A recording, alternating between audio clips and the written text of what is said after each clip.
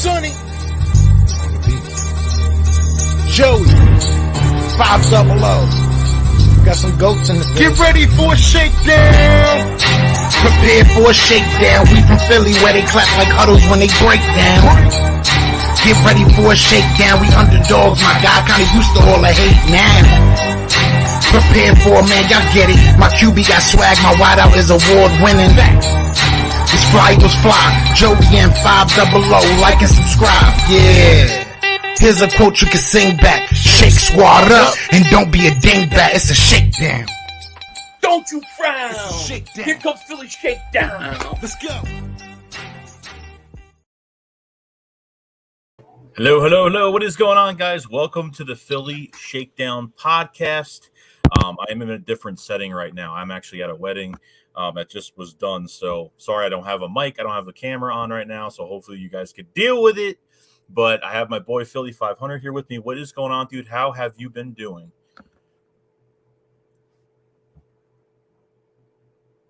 You're muted, by the way. You're muted, I think.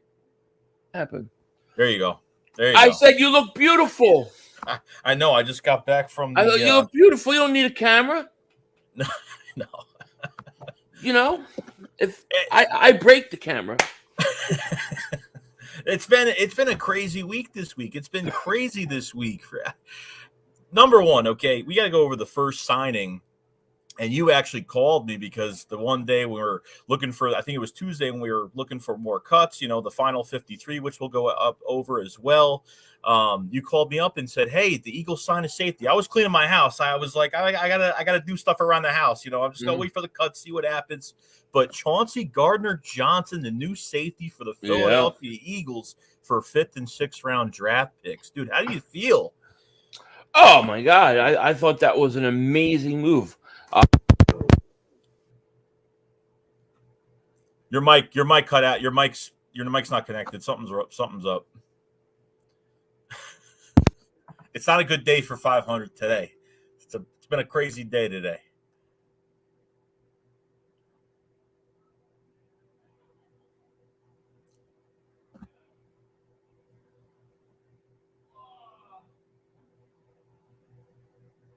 Yeah, I don't know what's going on.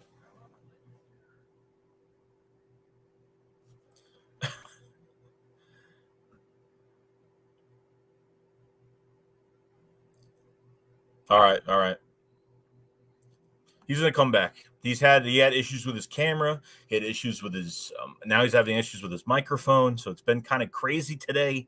But we are back. We are back today. Once he gets back, we'll be ready to go.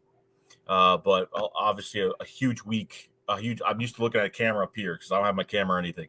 But a good week this week on a few signings for the Philadelphia Eagles. So we only got 8 days left until we face the Detroit Lions. We're ready. We're set. I'm pumped. Yeah, facts. Health is key, bro. I want to shout out everybody that's in the chat right now, the 146 that are in here. We got Marcel Carter, East Cannon for life. Limit Cods, what's going on? Nolan Derrick, what's going on, dude? Weapon X NFL Eagles, what's going on? Marcel Carter. We got Oates. We got Dalian Turner, Hit the Gritty. What's going on, man? Sydney family. We got Philly Nation 307. Venom King. What is going on, dude? We got Delaware Music Factory, LLC, a.k.a. DMF Records. So I appreciate everybody coming in. So it was a crazy week. I mean, I figured we were going to get to the final 53, and Philly 500 is back. Can you hear me? I hear you perfectly clear. I don't know what the frig, dude. I'm telling you, it's all wigging out. I think this is some satanic propaganda. That's what I think. It's all right. It happens, dude. It happens. Yeah. So what were you saying? So I was saying, Tuesday, right? I'm cleaning my house. I figured nothing's gonna happen today. You give me a call. You say, Joey, the Eagles signed a safety in Chauncey Gardner-Johnson for 5th and 6th round picks. How'd you feel about it? What'd you feel? I thought it was fantastic. I mean, it's one of those moves where it's a typical Howie Roseman move. You hear nothing about the guy. You have no idea that this guy's even available. Then to go out and get him, a guy who's in the final year of his contract, wants a new contract. It was a typical Howie Roseman move. I thought it was a complete and total steal. And I mean, all of a sudden the Eagles got that much better on defense. I thought, great move.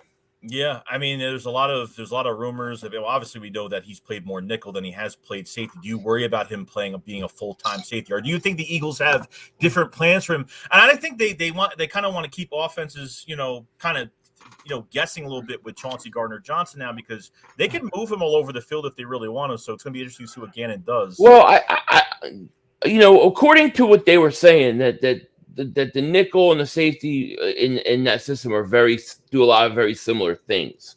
So it shouldn't be a big deal. I see him as like in the mold of like Malcolm Jenkins. Came out as a defensive back, cornerback, now switches safety.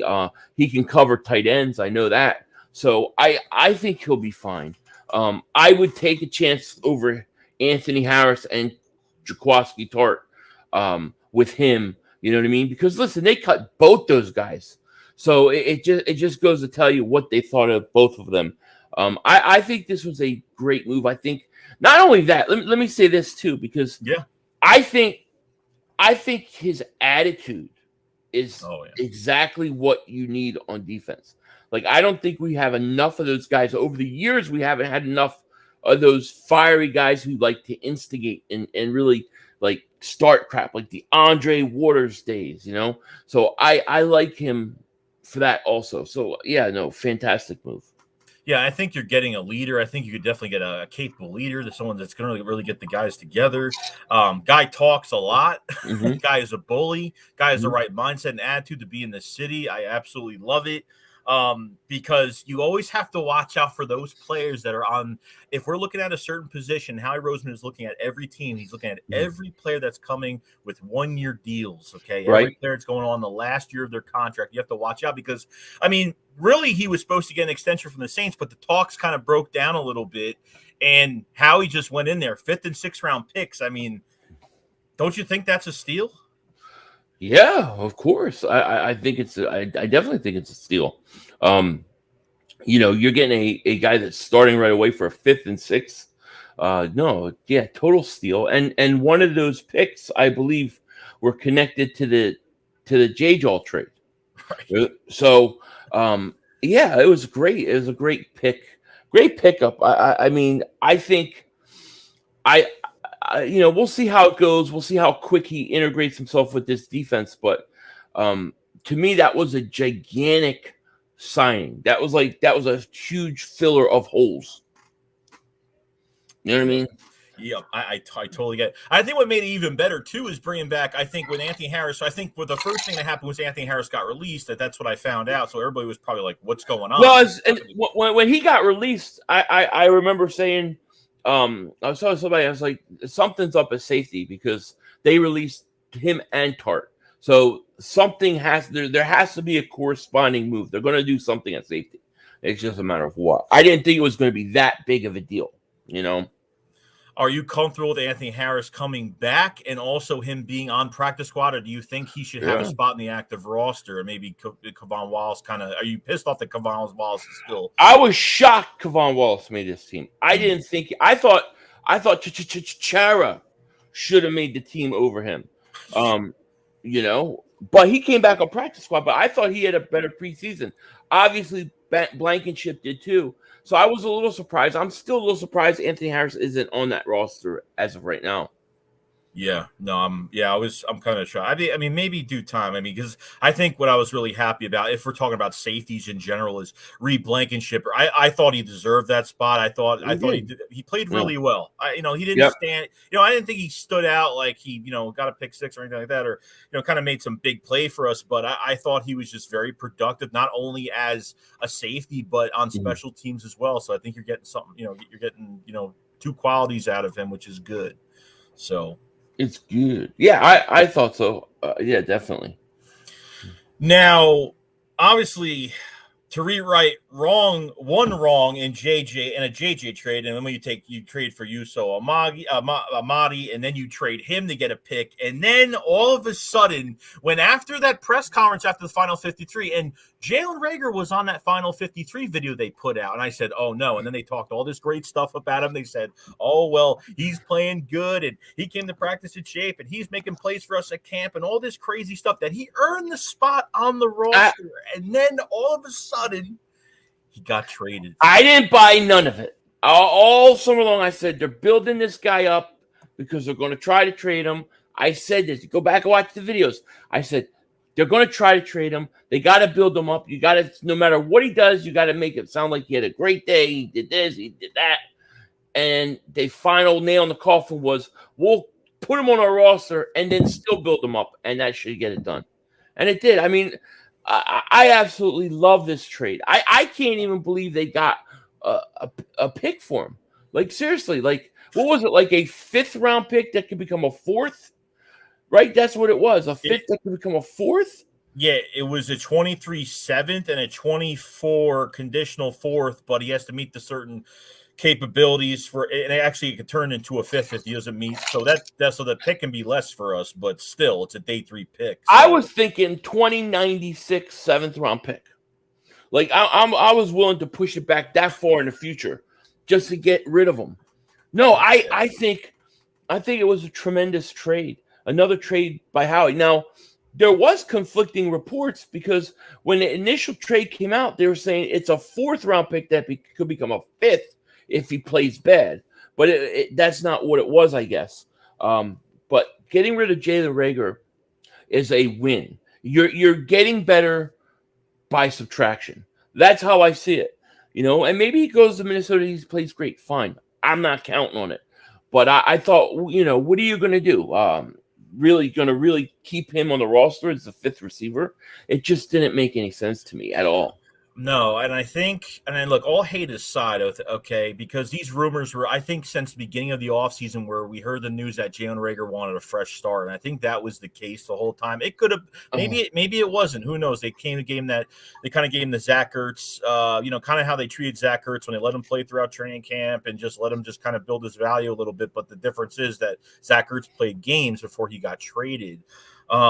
But if you at least had a special teams pedigree with Reagor here, then I can understand how they keep him as a number 5 receiver. But I did not see anything during this camp from the opportunities that he had or these preseason games, okay, that he really he looked faster. He looked like he was more in shape. Or I think we didn't really see much of anything with him throughout the whole entire camp and preseason. I don't know if you saw something different, or maybe he wasn't given enough chances. Maybe they didn't throw to him enough. I mean, they pulled him early as well out of that last preseason game, so I figured he was on the roster because of it, which he was, but probably didn't get hurt or whatnot. So I think the Eagles were willing to go into the year with him on the roster, probably try to trade him at some point before the trade deadline. It's funny because we keep hearing Reagor at camp. Reagor looks good. He looks good at practice today. It began to become like the whole J-Jaw in the 3rd preseason game. He's always good in the 3rd preseason game, and that's kind of how I felt. So I wasn't buying the hype with Reagor. And then you see Zach Pascal, who was sick, comes back. He had lost 16 pounds, comes back, and in one game, one drive, makes an immediate impact. Reagor never showed anything like that, not even close. So, the one thing I'm not worried about was shipping Reagor off. I'm not worried about that at all. Yeah, even though if Howie Roseman is not going to admit, which he probably never will, but he will talk with his actions, which is trading 2 players that shouldn't have been here in the first place. I think we know that by now. Well, yeah, I mean, I look at it like Howie Roseman showed us a lot of humility. Like I'm very impressed with Howie. Like, I'm falling in love with the guy. Pause. But like he really impressed me this week because you trade Reagor, you're admitting that you were wrong. That's an admission. I was wrong. I got it wrong. Okay. Before, I never seen him do that. And here's another thing I was thinking about with Howie. As much as I don't trust him drafting, which I still don't, Not until I get another good draft. But I would not get rid of him. I would not get rid of him or fire him or anything. And the reason is because no matter how bad you are, how good you are, you're always going to have an action-packed all season. He's always going to be doing something. And to me, that's fun. Yeah, it was actually look, my gut feeling was he wasn't going to play this year. That was my gut feeling. But after that press conference, I was like, I can't believe that they're saying all these great things about him. But I understand that they're not going to throw him under the bus. They're not going to say anything bad. So they got to put on a facade and act like he's a great player and he's following the rules, and it is what it is. But at the end of the day, you made your team better.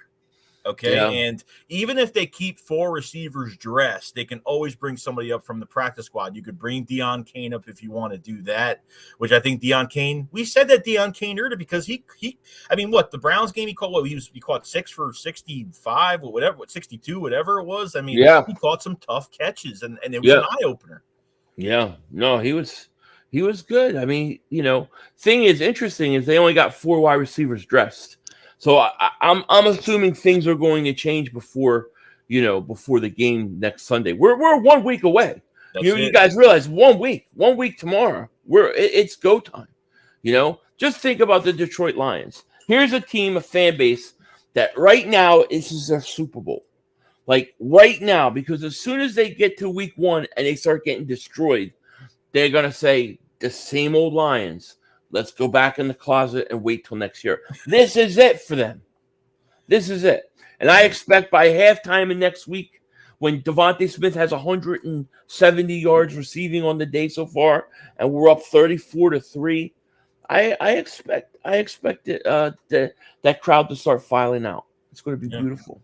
Yeah. And hopefully because of, there's probably one thing we could worry about, and that's only because of how the coaches have been treating the training camp and these preseason games, how Nick values these these joint practices over the preseason game. So when you don't have this quarterback and Jalen Hurts not playing only for one series, which we all knew that was going to happen. We said before the preseason start, we said he's going to play a series and they're going to set him for 2 weeks, which is probably what they're going to do. So hopefully there's no rust, which who knows, there might be rust, there might not be, but I expect them to dominate this coming Sunday. Yeah, I joke around with the Lions. I honestly don't know, but I think the Lions are going to be somewhat better. I think because of the lack of practicing and preseason games and the lack of playtime, I think it's sloppy first half, and I think the Eagles pull away in the second half. I think it'll be close first half. They pull away in the second. Yeah. That's my guess. And obviously, I think the big worry about this team, and I think as much as we look good on paper right now, Jonathan Gannon really has no excuse. It just keeps every time we get a new signing on defense, like Jonathan Gannon, you got no excuses now. Each time we get a player, it's all on him. That's the way it goes. Yeah, I think so. I'm excited. It's going to be interesting. This is such a different looking team, especially defensively, than they were a year ago. So I expect them to go out and kick it. I think it's going to be awesome, dude. I told you already. I had that dream like a month ago or so that Devontae Smith had 200 yards, and we were in the Detroit game, week 1. If that happens, you heard it here first. Dreams do come true. I swear I dreamt that he had 200 yards and a touchdown, and it was like late third quarter, and we were up, and we were wondering if he was going to go back and play. And that was my dream. We'll see if it happens. You're going to have to make like a different segment for your videos on your channel called "In My Dreams" and just talk about the dreams that you have and see if it goes right. I know some of them have. The Zach Ertz Cardinal one was dead on. That is true. So we've been looking for a number 4 running back. We've been looking for one. And finally, the Eagles get one in Trey Sermon, played at Oklahoma to Ohio State. Eagles actually tried to trade for him. Yeah. And they just played the patient game. They waited. Yep. And pretty much what happened last year with Trey Sermon on the 49ers, I think week 3 he had his first touchdown, 31 yards rushing. I think he had 2 catches for 3 yards and another touchdown. And then I think by week 12, he had an ankle injury, and then he was put on IR. Yeah. And then he was claimed by Philadelphia on August 30th. So I thought that move was really showing me that they're going, and I liked how they're going in a different direction. I'm not just bringing Jordan Howard back. They're really changing the way this team is. And obviously, Right. with Miles Sanders now being healthy, as we pursue, because he got back at practice, but did they kind of treat him like Devontae Smith, where it wasn't as serious? Was it a serious hamstring injury, or they were just having him rest up as much as possible? But Sermon packs a punch, though. Not only that, I think he runs between the tackles really well. Right. I think he's got some agility to him too. He can make guys miss, and he's just powerful. He catch the ball very well too. So I like Sermon a lot. I really do. A lot of 49ers fans are kind of pissed off that they let him go. Well, I was listening to 49ers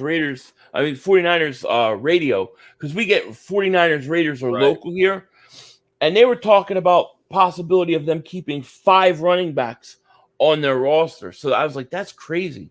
So he by all accounts was having a decent camp. Now I think he's 5'11", 215 pounds, and I go back and I look at all the preseason games. Week 1, you can't convert a 3rd and goal at the 1. Week 2, you can't convert a 3rd and goal at the 1. And week 3 in preseason, you can't convert a 3rd and 1 and a 4th and 1. So to me, you need that kind of back that could come in and get you that. I think he's a good complementary piece. Like I said, if Miles is healthy, you don't have to have Kareem Hunt, although that would have been nice. But a guy in the mold of Jordan Howard, of a Hunt, I think physically, from a physical standpoint, he fits that. And he's young. He's 23 years old. Young. You can't complain. I mean, No. They literally could have went out and got a veteran if they wanted. There was plenty of running backs they could have traded for or signed in free agency so far. So they went the different route and got a young player that I think has 3 years left. How many years? 3 years left on his contract? I think he would have 2 years. Yeah. Well, he's a 3rd round pick, so I'm not sure. I think 4. I think either 3 or 4. Yeah, 3 or 4. So and that's a good thing too. So I mean, you could have him in the building for a few years, see how he does. And as of right now, what's up, Adrian? Adrian, what's going on, man? I liked it. I liked it a lot. I liked it. Just they're going younger. It's a young running back, and I can't really complain about it at all. Miles Sanders is making me nervous because I don't know what's to come of him this season. I mean, before this hamstring injury, he's already getting hurt already, and he's healthy now. But go ahead. I heard that the injury had was really precautionary, that they held him out, like big time. So even still, that makes me nervous only because of his injuries last year. But I mean, Miles, I expect Miles to have a big year, man. Yeah, I hope he does. I mean, I don't think, look, if he plays bad this year, I don't think they sign him. And if he plays well, I don't think they sign him. I think he's gone. I'm getting myself prepared for Miles Sanders to be off this team after this year. I really do. It's quite possible. The only way it would work is, let's say he doesn't have the quite the year he wants. He doesn't get the money he wants on the open market, so he comes back for like a prove it 1 year deal. That would be the only way, Right. So anyway, we'll see what happens. But I thought it was good. And I think maybe the trade didn't go down because they wanted too much for him, probably, and they just kind of waited on it to see what would happen. Which was a Sermon for Trey Sermon, yeah. Yeah, I don't know, but we got him for nothing. Another great move by Howie Roseman. Plus, the Eagles were 19th on the list for the waiver wire, so they're the 19th team waiting, to grab these players, and obviously maybe there'll be more players. Maybe there'll be more players on the way that they sign. Maybe at this point of the season, or this point before, maybe the season starts in a week, and maybe maybe it's just a lot of depth. Maybe they'll add a depth player here and there, something like that. We could talk about Grant Calcaterra making the roster. I mean, he really just played in that 3rd preseason game, and I thought, other than the overthrown ball from Chinstrap, I thought he played pretty good. I think the Eagles really liked him, so I was happy he made the roster too. I thought that third preseason game, I think it was 2 catches he had. I was like, yeah, he made it, because nobody else had showed you anything besides Goddard. So he made it, and I think it's just a matter of time before he replaces Stahl as your number 2. What's going to be interesting is Tyree Jackson, because I still think you have a diamond there. I think you have a guy who could be an absolute stud in this league if he just develops. So, is he going to be on IR the whole year? What are they going to do? How are they going to treat him? Because I really would not be surprised that by next year he's your number 2, and you got 2 stud tight ends again. I think that much of Tyree Jackson, dude. I think he's stud. I mean, this year would be a second year playing tight end, so put him on the shelf. Maybe by week 8 or 9 off IR, maybe he'll go in for a game. I don't know. Maybe they'll try to ooze him in a little bit, and then another off season for next year. Maybe ooze them in a little bit. My vocabulary is bad tonight. It's ooze him in. Joey's been partying all day, everybody. He's been at a wedding partying. I had an Italian mafia meeting behind the pork store today, so we had a lot of business to discuss today. Yes, but it was cannolis and capicola, whatever you call it. Little gabagool. I love it. Yeah, so definitely. Calcaterra definitely. We talk about Reed Blankenship, Calcaterra too. Definitely. I mean, we even talk about the running backs as well. Jason Huntley, he was gone, so I wasn't even surprised over that as well. He got a lot of playing time, so there's probably a lot of teams looking at him. I mean, he signed with the Steelers, I think. So that was an obvious one. Let's talk about the. By the way, there is 345 people here. Appreciate everybody joining the Philly Shakedown tonight. Obviously, I am not home. I was at a wedding this weekend, so I don't have my camera. I don't have my microphone, and I'm kind of used to looking here and used to move my mic every 2 seconds. So I do appreciate the not great quality tonight. Joey looks great. He looked great. And I look good. I look good at the same time. So 341 people. If you guys haven't subscribe to the channel. Like the stream if you guys have it. Check Philly 500 at the bottom of the screen. At the description below, there was a fly sitting on my damn computer. Okay, it's gone. Description below for Philly 500's channel. Subscribe to his channel if you guys haven't either. We do this once the season starts with the Philly Shakedown. We will be doing this the night before the game, and we'll be doing a post game alternating on both channels. So we'll be ready. We have 8 days left. Yeah, This is it. I mean, it is a football week this week. It is football week. Thursday, you got the opening game. I'll probably be streaming that game. Yeah. It's going to be crazy. It's about to get really crazy. That's for sure. It's going to be a lot of fun. Another thing I want to talk about, I think, is Andre Dillard with the arm fracture. Now, we heard that Dillard was going to be in trade talks, which I think maybe a trade would have went down. And look, at the end of the day, if Dillard was going to be off this team, because we know that Howie Roseman wasn't going to let Dillard walk off this team after the last year in his contract. He wants to get something out of a player. And I think as of right now, I don't know. He's probably going to be on IR for a while from what we've seen. He's going to miss a lot of time. So here's something I've been thinking about because I looked at rumors. How much time is this guy going to miss? Because the reports were that he's going to play most of the year. He'll be fine. I don't know. I mean a broken foot. I mean, is it a clean fracture? Is it a hairline fracture? I'll tell you what it is. I'll read it. The medical diagnosis. If it's a clean break, then he's good. If it's not. It's not. I don't even know if it's a break. Here you go. So here's according to Mike Garafalo, Eagles offensive lineman Andre Dillard suffered a non-displaced fracture in his arm at practice. Should be available most of the season. A stress fracture. Non-displaced. Is that a stress fracture? I have no freaking idea. Clark Roberts' stress fracture. I don't even know what the hell that is.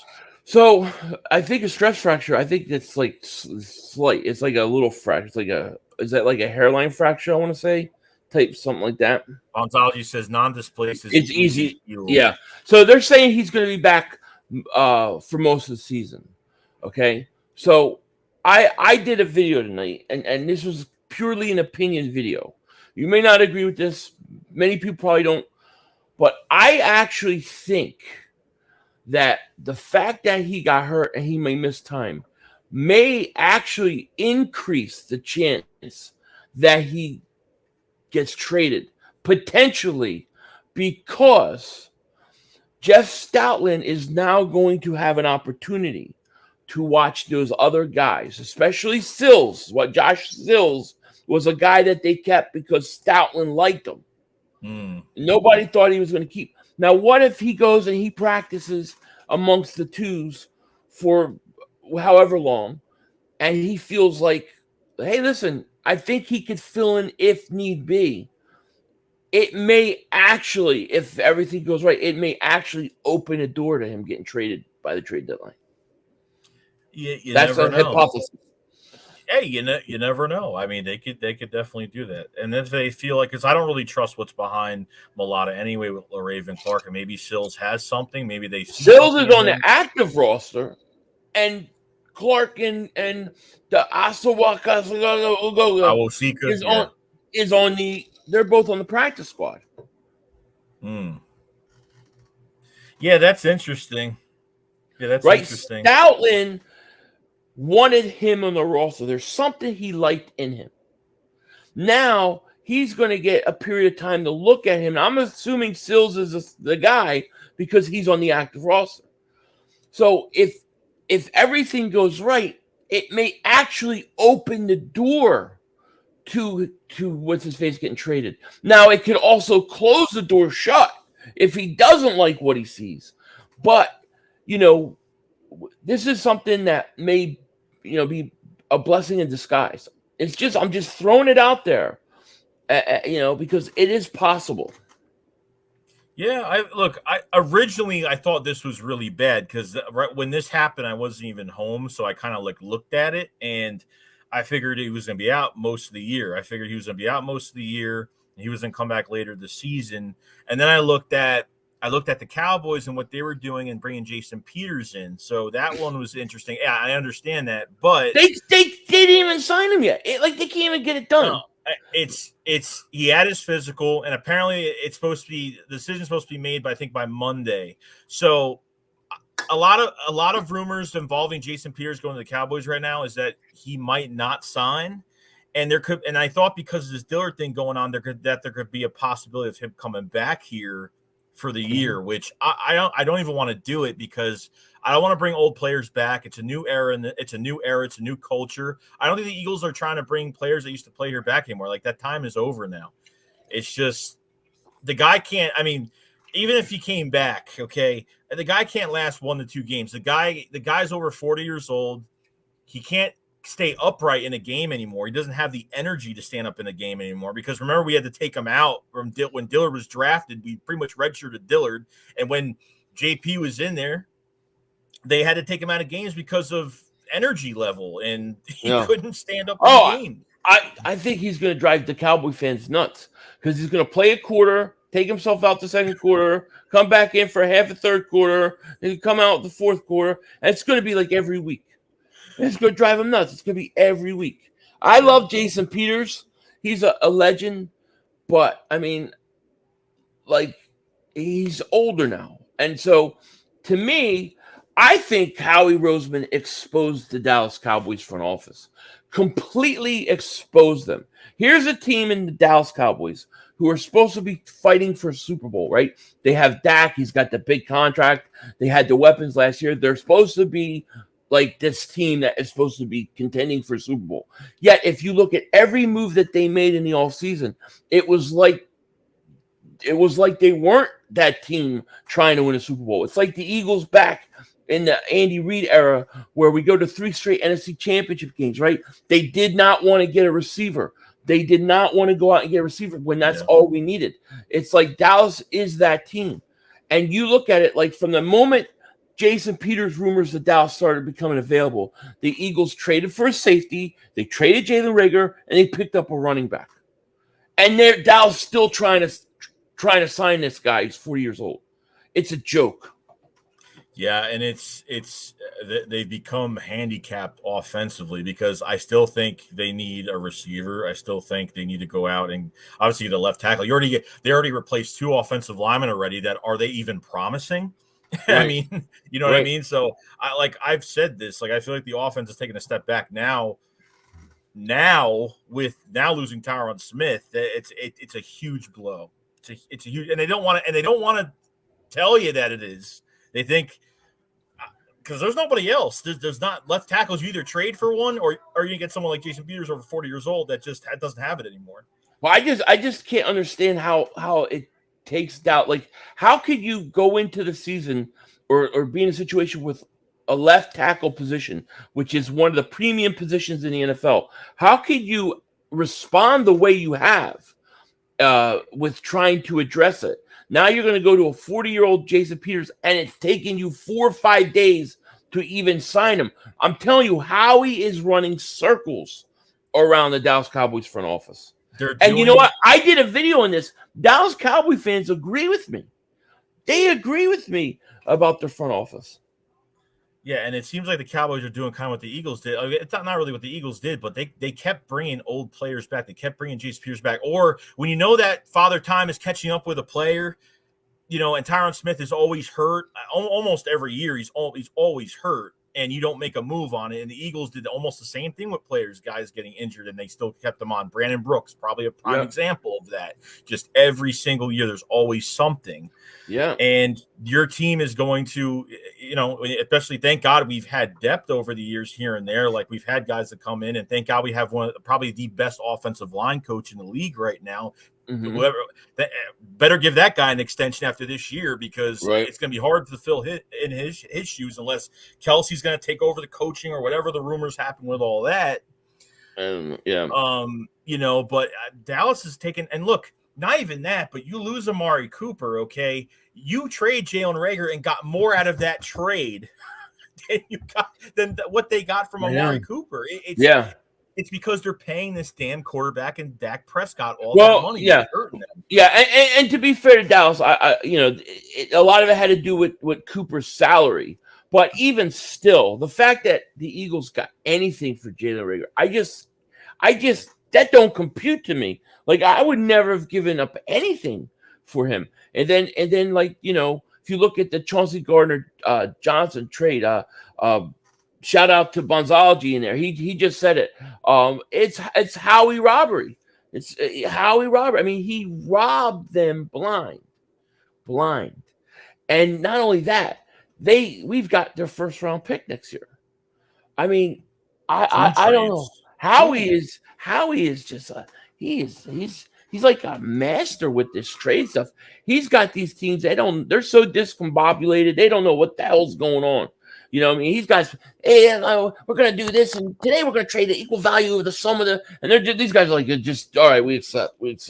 Forget it. That's what it seems like. Because, I mean, he's killing it, man. He's absolutely killing it. Yeah, no, I totally agree. I mean, it's been almost a perfect, other than bringing Barnett back, that's probably been the worst. That's probably been the only move. Probably the only move that has been bad. That has been like, we didn't agree with it, and that was it. The Barnett one, right? The Barnett. Yeah, I didn't like that signing. I thought you could have picked somebody else. But I understand it, because he's been there. But I get it. But, yeah, I didn't like that move.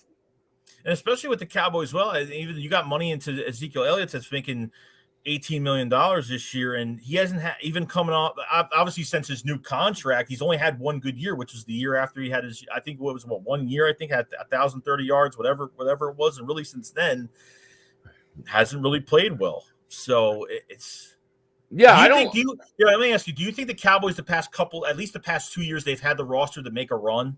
They've at least had the right pieces to make a run. Yeah, I mean, I think so. Especially last year. I mean, I thought. I thought their defense was good enough to win, and they had the weapons. I mean, they could have gone deep in the playoffs if we're being honest, not we're not busting balls and we're being honest, they had the weapons. I mean, they had a lot of weapons to be able to go far in the playoffs, but they choke. It was a total choke job, and they got a coach who's a choker. That's what I think. Yeah. We got a super chat from LP. Thank you very much, man. He says, "Yo, Philly, enjoy. We can question all we want, but the bottom line is this: when's the last time you've been so excited to get the season started?" 2004. I would go back to 2004, and I think this was a better off season in a lot of ways. But that season was like we had been to those championship games, and we had lost to Carolina, we had lost to Tampa Bay, we lost to the Rams. And you knew you needed a wide receiver. And what was really, people forget about that whole thing is that Terrell Owens got traded to Baltimore. He refused to go. He said, "No, I'm not going. I want to go to Philly." And he refused. If he doesn't refuse, that never happens. So just the fact that we went through all that, the whole thing was just kind of magical. That was a magical year, except for we just didn't finish it off. I think this year is up there with that. Yeah, I think the Eagles are just going in a different direction since the past couple years, really since the Super Bowl. All they've been doing is really restructuring contracts and not drafting well. And when you're not drafting well, you have to keep restructuring, kicking the can down the road, giving these bigger bonuses now, saving money now, and getting those bigger cap hits later. But I'm really happy that even after this year, the Eagles are actually going to have a lot of one-year deals. He's not locking in contracts right now. Like, he has a lot of it, whether it's during the season, whether it's right after, whatever the case may be, he's going to have his options of who he's going to sign. So I think we're in a very healthy spot right now. I think the Eagles are actually, I think they were like 185,000 under the cap as of yesterday or the day before. So they actually are under the cap, which they have to get above that. So, right. So I think, they'll get above that. Obviously some moves will be made. Probably a restructure or two will get made. It's not like we're going to be at 73 million in the hole and we have to restructure back into the positive under the cap to get where we're supposed to be at. And that's been the problem. I'm not saying that teams don't do that, but I think we were the second. I think a couple of years ago we were the second worst team in dead cap. And I think the Saints were above us with like 90 something million, whatever it was. Yeah. You know what I mean? So I think we're drafting very well. We're going to a season right now where there's a lot of hype, a lot of talk about the Eagles and since the draft and all the acquisitions and obviously AJ Brown and Kaiser White and getting all of these players defensively. Our defense is night and day. Our linebacker position is night and day. So how can you not be excited about this team in 2022? I agree. I'm telling you, like, I can't. If let's say everything goes bad, I can't even blame Howie. Like I can't even say, he's the GM. No, I mean, he did everything he possibly could do this year. I will say this though, the guy that I think they need to sign to extension, like as soon as they can, is Kaiser White. I think you need to keep him long term, dude. I do. And the fact that they cut Davion Taylor means he's not the future. They need to get Kaiser White long term. What did you see anything from Davion Taylor? This whole no. I didn't see anything. I think he's a bad pick. But I think the initial plan going into the season was have Kaiser White and then Davion Taylor will be able to slide into that role after. But it's not going to happen. Oh, I guess Kyron Johnson made it to the active roster. Kyron Johnson, yeah. But I think they see him more as like Hassan Reddick, right? Like more of that edge rusher. So I like that kid. I think that's going to be interesting. All their picks made the team. That's a really good sign. And obviously 3 immediate impacts the first preseason game. When does that happen? That's you don't see that with at least with Eagles draft picks. You don't see that instantly. You know what I mean? Yeah, I agree. No, but it's 8 days away, guys. That's it. That's it. So we got 399 in the chat right now. Appreciate everybody joining the Philly Shakedown tonight. If you guys haven't subscribe to the channel for Eagles news every day. Check out Philly 500's channel in the description below. His link is right there.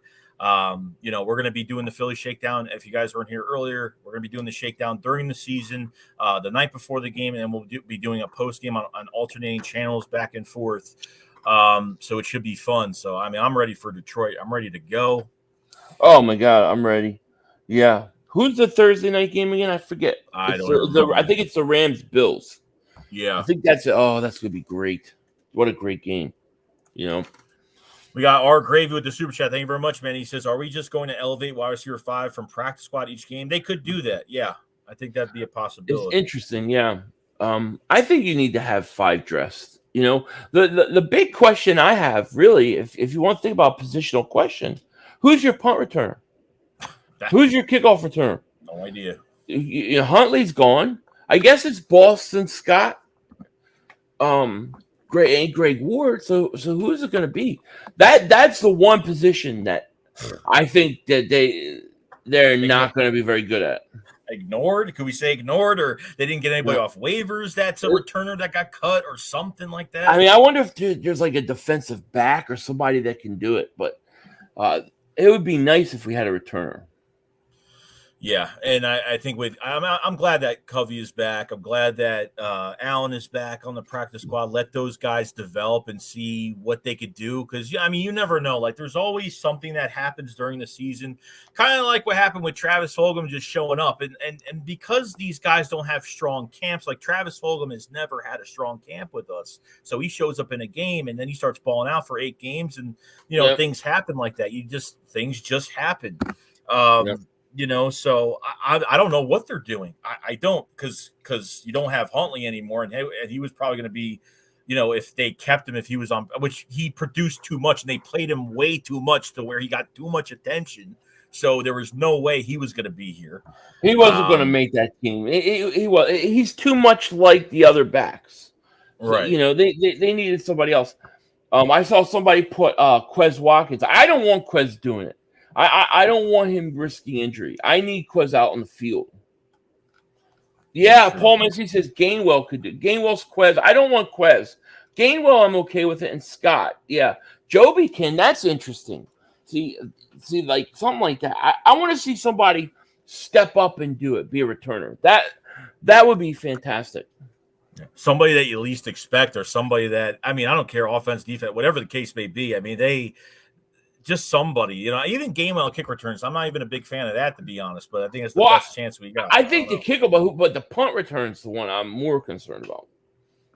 Yeah, someone said Hightower, and maybe gone. I don't Isn't know. He gone? Did they bring him back? Oh, maybe I don't think they brought him back. No, you're right. They didn't. I thought he was gone. I don't remember them bringing him back to the practice squad, so he's gone. Yeah. We got a super chat from TY Eagles Fly. Thank you so much, man. He says, "What up, Philly 500? Joey Shakes. Let's get the season started." Also, the brother Frutos is my new bumper sticker.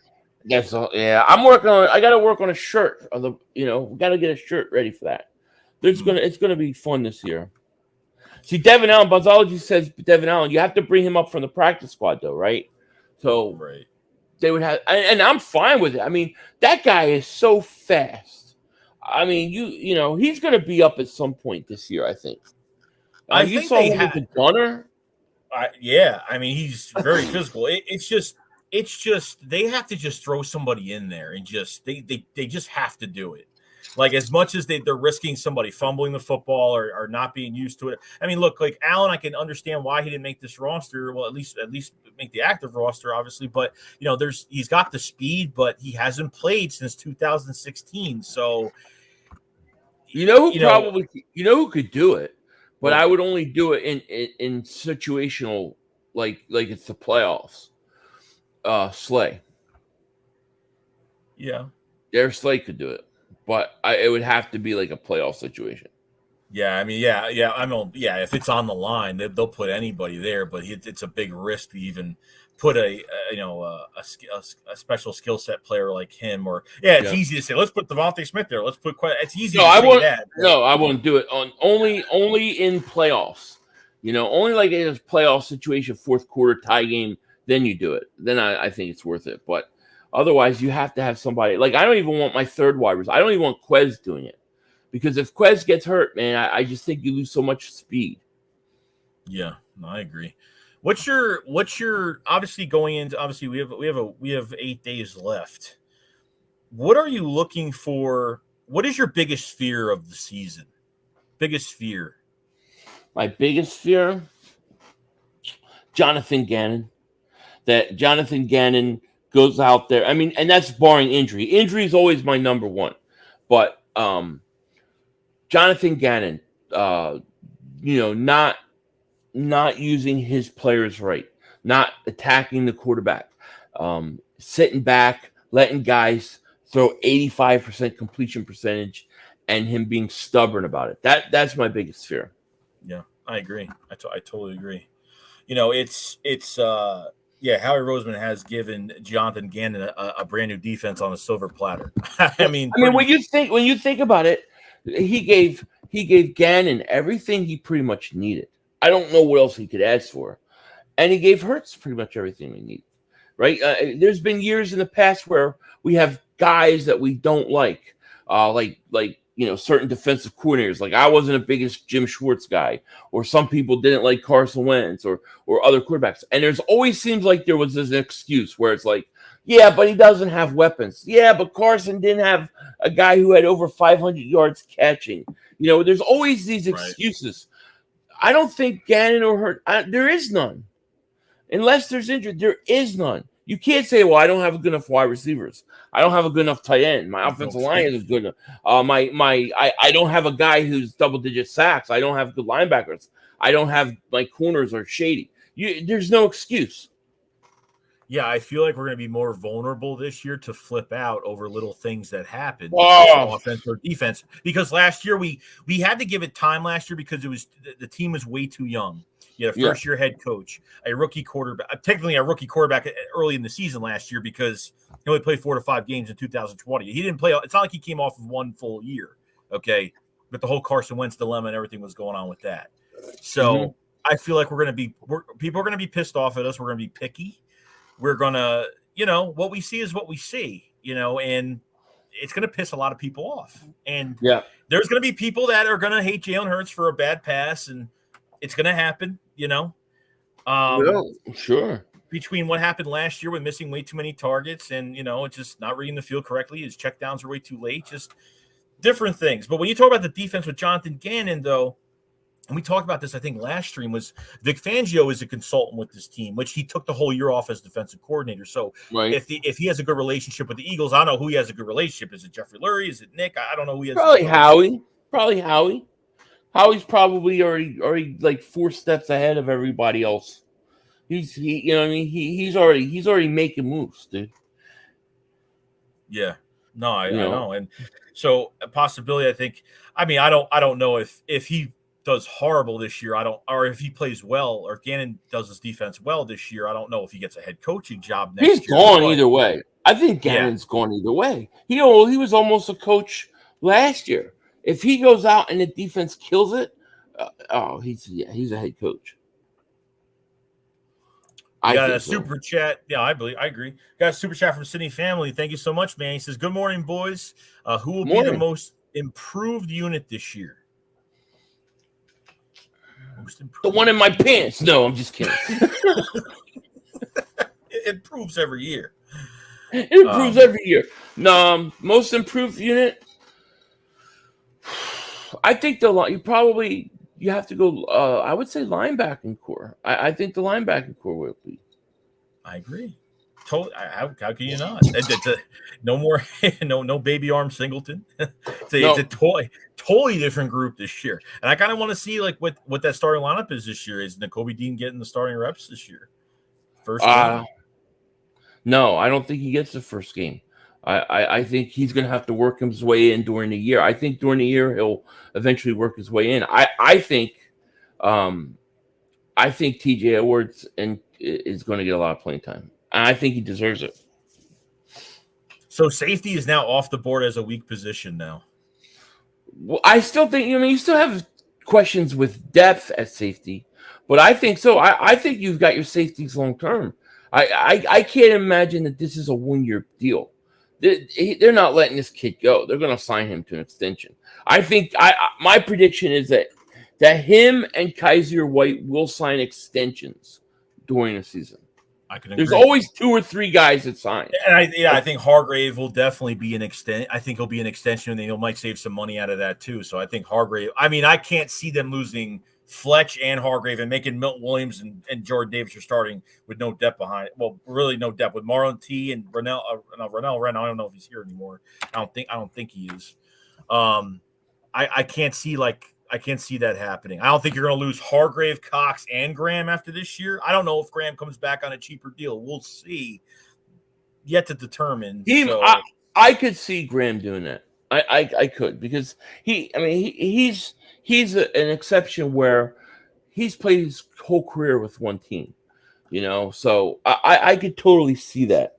I'll tell you a guy to watch out for, not in terms of contract, but I think Josh Sweat, this could be a sneaky good year for him this year. I'm talking 10 sacks. 10 sacks. If you get 10 sacks with him, 11 sacks with Hassan Reddick, that's pretty damn good. You think he kind of fell off after that payday last offseason or last year? No, I don't think he did. But I do think he had a slow start. I thought he came on second half of the year. Right. It was a shame that he got sick for that playoff game.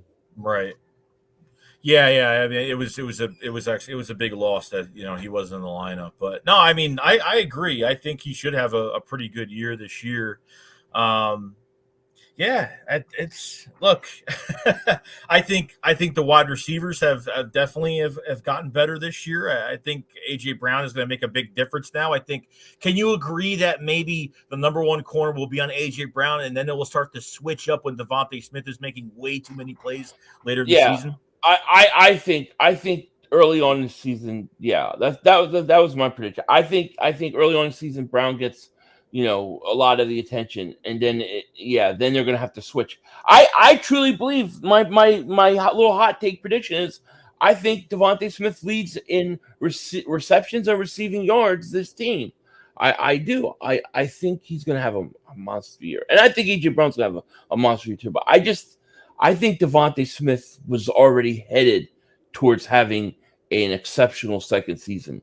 Now, with the other weapon on the other side, he's even more dangerous. Right.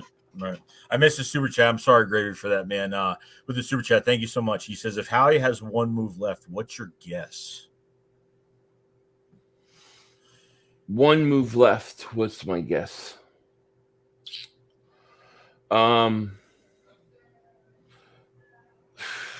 It's a great question. I don't know. Like, it would have to be on like the waiver wire. I don't know if it's going to be.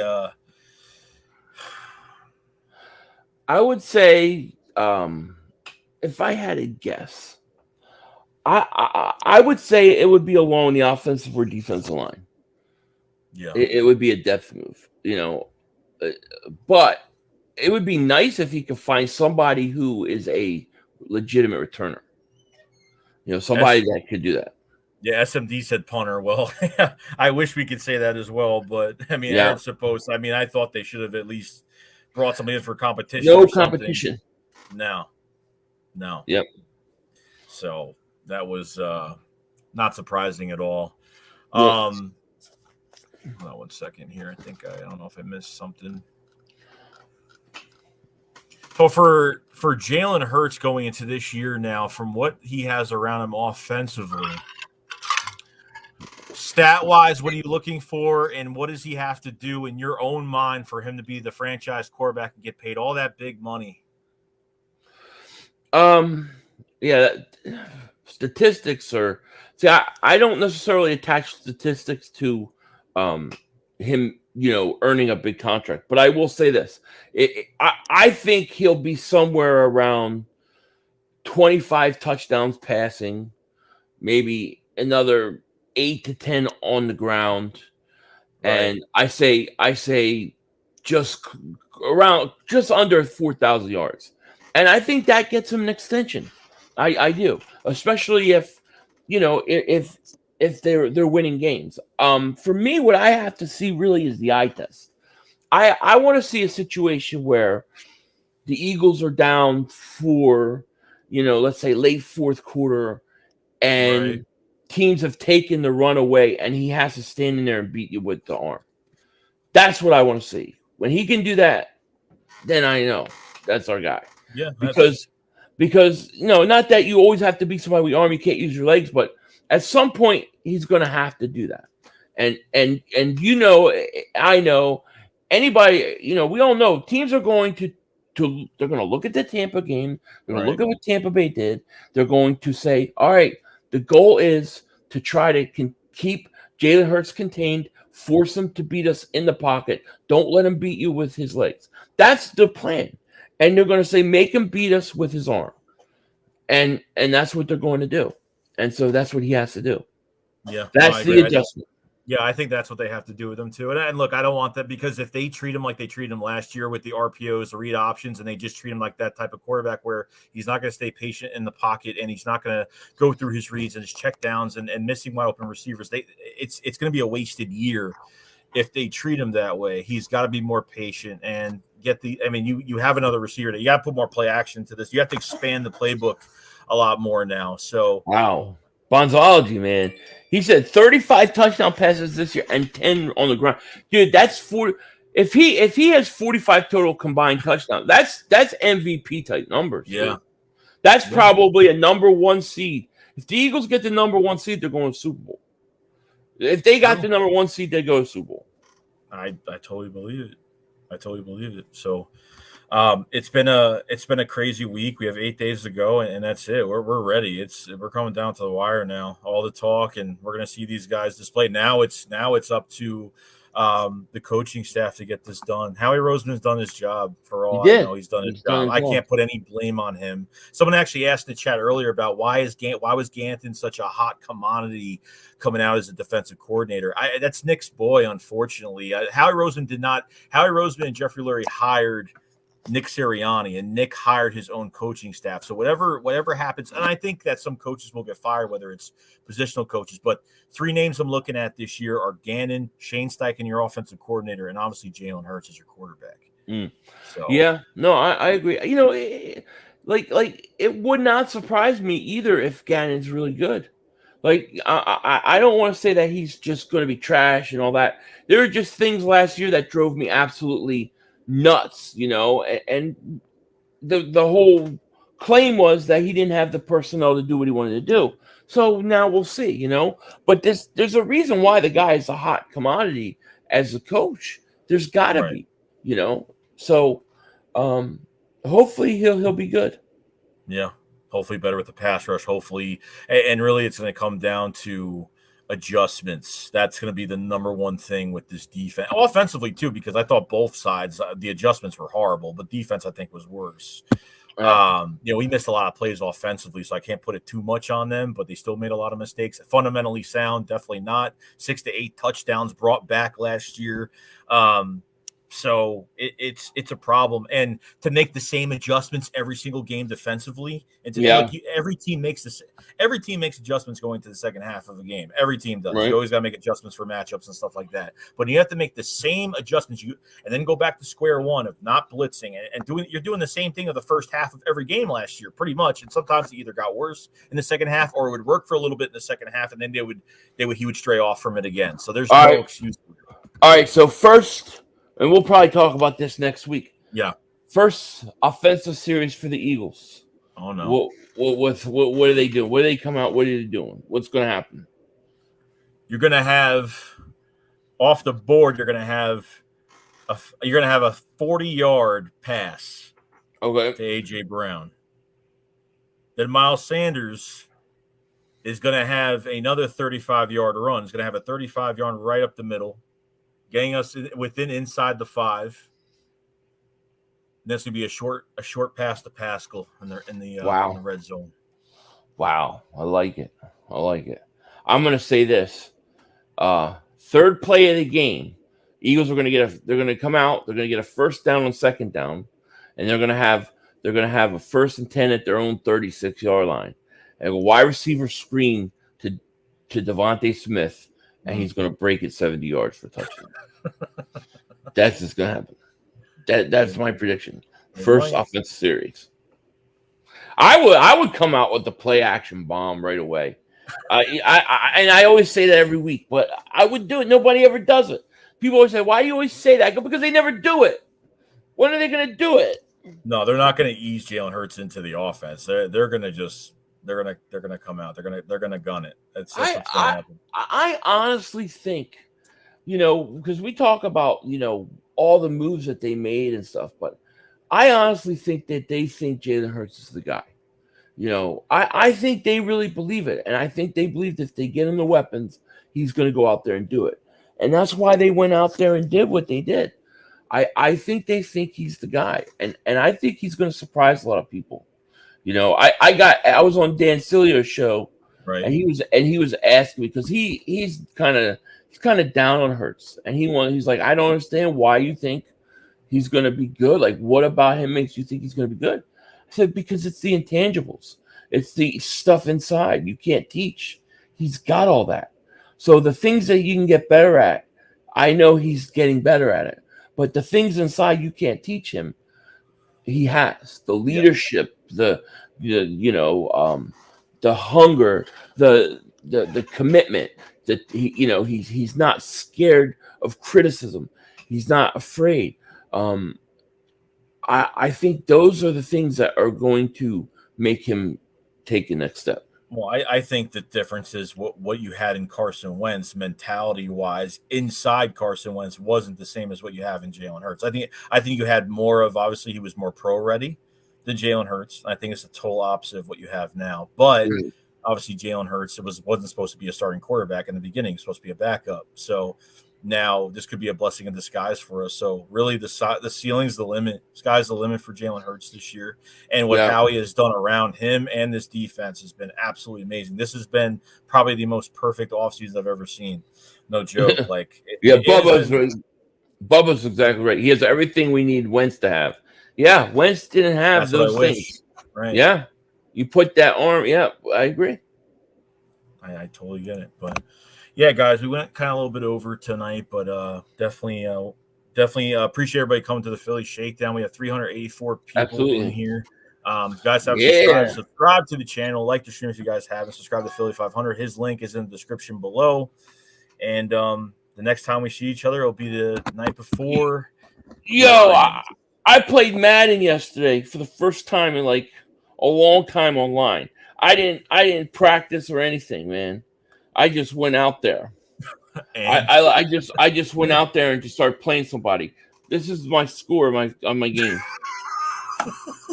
Wait, you lost 58-7. That face. 58. I got my ass kicked against a person. I played somebody online. Yeah, I played somebody online. I'm like, either Hurts stinks in this game or I stink, because I couldn't throw anything. And usually I don't play these things for a while and I jump on and it's pretty much the same game, but the passing was a little bit different. I got my ass kicked, dude. And then the guy's trying to talk. Hey, are you there? Are you there? And I have the thing on mute, like, fuck you. Yeah, no, I threw 4 interceptions in 4 straight drives. I'm like, I stink. I'm thinking of myself. If I was watching myself, like live streaming myself, I would be going off on myself. I'd be having a meltdown. Yeah, usually when you do a game like that, it's like they don't match you up with skill level, or like they got to do something with that because you'll be facing somebody that's beyond and could like take any player on defense and like move them around and trick you and do all that stuff. So I'm like, why is he throwing a ball? Why does the ball take so long to get there? It's like, my God. Yeah, 58-7. That was it. I'm 0-1 online. Anybody want some of this? Yeah, you know where to find me. That's a long night. I have to go practice, But is there anything else you want to say before we end this? Any closing statements? No, we'll see next week. It's going to be fun. Yeah, I'm excited. So yeah, we'll be on Philly's channel next week, next Saturday. Yep, and we'll be talking about the Lions. We'll be getting ready for the Detroit Lions. That's right. Yep, absolutely. All right, guys. You guys have a fantastic day. Make sure you subscribe, like the stream, and subscribe to Philly 500. His link is in the description below. And we'll see you guys on the next one. Thank you so much for supporting the Philly Shakedown and supporting both of us this whole entire off season. Absolutely. It's been a lot of fun. So, all right, guys. We'll see you this week. Peace. Peace out, guys. Peace out. Peace. Bye.